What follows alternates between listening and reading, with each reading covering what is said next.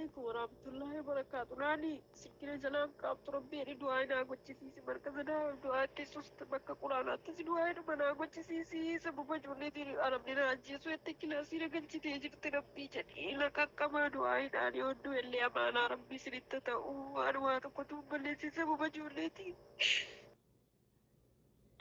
nama kana keessatti qara'aa ture nama waliin turreeti madaami illee gizee duraati baay'ee aazaa ka'aa turte baay'ee wal dhabaa turanii booddannoota isii irratti illee himachaa turte adaraa guyya tokko jechuudha harka madaamii kanatti lubbuun kiyya bahuuf deemti adaraa harka madaamii kana keessaa nu baasaahi adaraa dafaati jechuudha asiin baasachaa himataa turte laakiin guyya kaleessaa moo akkuma xiqqishooyi daa'ima jechuudha yaabboo gartee uumamaa xiqqishoo wayii waan miidhuuf illee miti jechuudha waan itti bu'ee miidhuu miti walleenu kaameeraa qabani ka warri mana keessaa kaameeraa qabani kaameeraa sana arganii nama gaddisiisu laphee nama cabsa dhugaa dubbachuu fi waan dubbadhu wallaalu obboleetti keenya kana jechuudha osoo iyyitu osoo durallee beekattu osoo boochuu maaloo oromoo koosii na baasaayi maaloo micayyantu yoo argaa jirtan warri amantaadhaan kutaadhaan gandaa wal qoodanii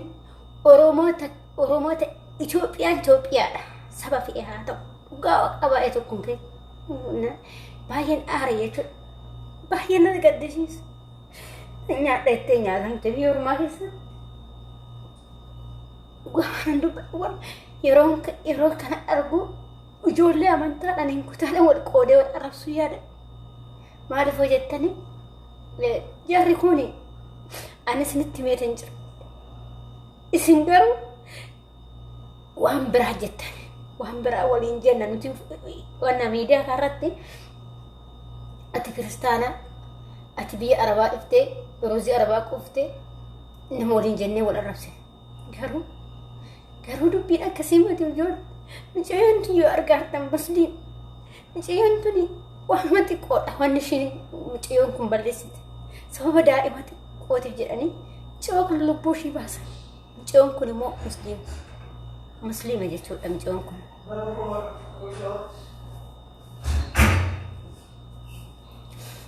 mucayyoon kun akkuma agartanii musliima mucayyoon tun gaafa jarri gaafa nuti waa balleessine ati kiristaana ati musliima hin jedhan ijoollee mee walumatti nu qabanii nu ashaguu bar garuu nuti asirratti hin jedhawanne gara gizee miidiyaa irratti bahani akkasitti ol arrabsina xiqqoos taatu guddoos taatu kan biyya keessi xiqqoos taatu guddoos taatu biyya keenya kan nu ga'u hin jiru jechuudha abbaa feessoo ta'e jechuudha maaliif biyya ormaa keessa osoo ta'eetii har'a mucayyoon kun lubbuu isheen hin darbu jechuudha mucayyoon kun immoo iyyattee jirti qaataa iyyattee jirti lakkii lubbuun tiyyaa madaamii harkatti baatii asiina baasaayi jettee jirti dhugaa dubbachuuf hedduu wanti natti dhagaamee na boonsise osoo ishii iyyitu osoo ishii iyyattu mucayyoon kun lubbuun ishii darbe jechuudha mucayyoon kun akkuma beekamu musliima agartanii jirtan akkasuma garee wanna qabdi barnoota qabdi akka amantaatitti jechuudha garee san keessatti illee du'aayinaa godhaayi markasa san keessatti du'aayinaa godha adaraa keessanii jettee jirti himattee jirti jechuudha ani harkattan du'a durallee na naanneffachaa jirti amma sababa daa'imaatiin du'aa sin jira adaraa keessanii du'aayinaa godha jette hedduu laphee na cabee dhugaa miira keessa galee tanan viidiyoo cufee bu'ee baafadhee amma gara keessa dhufe dhugaa obboloota kooyi nuti gaafa nutti ka'ani nuti asirraa miidiyaa kanarraa akkas jennee araboota laa isaa waan musliima ta'aniif jennee ijoollee musliimas gara akkas deemtan dubbiin akkasii miti hunduu biyya ofii jaalata amantaa feetes yoo hordofte biyya ofiiti kan jaalatu hundisaatu jechuudha maaliif biyya kee keessatti amantaan keessii kabajama namummaan keessii kabajama waa hundatu sii kabajama jechuudha garuu biyya namaa kana keessatti kabajaan hin jirtu jechuudha amantaa feetu yoo barbaadde amantaa isaanii qabattee dhiistee dhimma isaaniitii miti isaan waan badde tokko irratti jechuudha dhimma isaaniitii miti abashaadha jedhu hunduma Itoophiyaa walitti hin qabu sarratanya walitti hin qabu ati Hindiidha, ati Oromoodha, ati Amaara, ati Paakistaanidha, ati Hindiidha hin jiru isaan bira. Gaafa ati balleessite ati Musliimaa, ati Kiristaan lakka ati balleessite ati amantaa keenya hordofte jedhanii kasi dhiisan tokko hin jiru jechuudha. Osoo dhiisan mucayyoo kana dhiisu. Dhiisan kaa maa ijoollee Musliimaa maal asii kana sitti ajjeesaa jiran. Garuu dubbiin akkasii miti isiniin jechuu barbaadatan. Hedduuta kan bo'u. Osoo immoo kan iyyattu mucayyoon kun kan boqatte osoo ishiin iyyattuudha kan isaa ajjeesan. Osoo ishiin iyyattee harkattan du'a. Harkattan du'aa maaloo asii na baasa.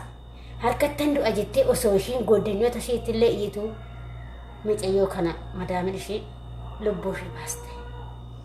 Kanaaf yaa Oromooti kan halkanii guyyaa miidiyaa irraa iyyaa ooltanii amantaadhaan kutaadhaan wal qooddanii achitti garee hiitanii iyyaa ooltanii mee akkuma amantaa kanaaf obboleewwan koo akkuma amantaa keessatti du'aa godhaaf mucayyoo kanaa Rabbi jannataan ishee qananiisuu Waaqayyo jannataan ishee qananiisuu lubbuu ishee hamaaf jedhaa akkasuma maatii isheetiif fi firoottan isheetiif jajjabina kennu hedduu garaa nama nyaatti.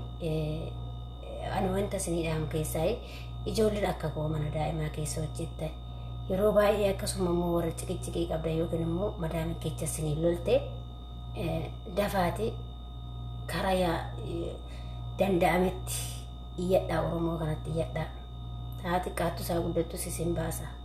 Adaraa keessa iyyadhaa dafaate ofirratti hin laafinaa.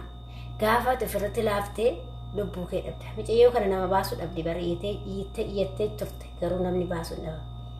Akka ishiin duutillee beektee jirti akka madaamin na ajjeeste harka madaamii keessatti du'aa illee naa godhaa jettee waan garaa na nyaatu keessa hedduuta kan boo'e jechuudha. Hedduun boo'e jechuudha. Dhuma iyyitu dhuma obbole hiriyoottan ishiitti himattu mucayyoon tun madaamin galaafattee jechuudha. Hedduu nama gaddisiisa. Kanaaf obboleewwan koo warra daa'ima qabdan hin dafeeggata. Rabbiin waa eegu Waaqayyoon waa eegu ijoolleedhaan halkanii kutti yaa Rabbi nagumaan biyya kana keessaa nu agaltu keessattuu ijoolleen daa'ima qabdan daraa keessa nuuf eeggadha. Waaqayyoon waa eegu kaa nuti fayyinaa Waaqayyoon inni biraan dhabame dhugaa Waaqayyoon nu bakka akkuma amantaa keessatti tsaloota olii godhaa Waaqayyo sinaa ittiksu maaliif nuti akkatti baanu beekna malee akkatti gallu hin beeknu obboleewwan koo hundi keenya jechuudha. Karaa waan tokko yoo ta'e dafaati waliif himadha. Daa'ima isaanii yoo isin aarsa illee dafaati mana isaanii dheeradha. Dafaa moo yoo rakkattes poolisiitti bilbiladha yookiin immoo dafaa Oromoo kanatti iyyadha. Obboleewwan keessatti lookashinii waan argadha. Manni keessa yoo badaa ta'anii beektan manni ati jirtu kun yoo badaa ta'e dafii iyyadhu. Hin taa'in ofirra adiraasiin jedha obboloota koo. Hedduu lapheena cabsee mudduuti mucayyoo kana jechuudha. Baay'ee tokko viidiyoo kana argee boo'ee. Nyaannan nama nyaatti nyaadha jetteeti. Haati fi abbaan ishii dhoobatanii eeguu ishiin garuu hin jirtu.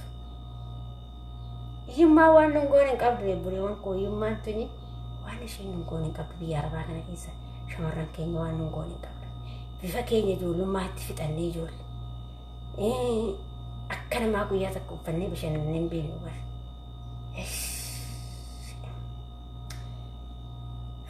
Yaa Rabbi maaliif yoo biyya ofii keessatti du'amne alamiidha. Dhugaa maatiin keessatti si gargalchee yoo duute alamiidha garuu duuti biyya ormaa. Maatii keetti illee seenaa ta'a. Ati susuu nan nyaadha jettu nyaata.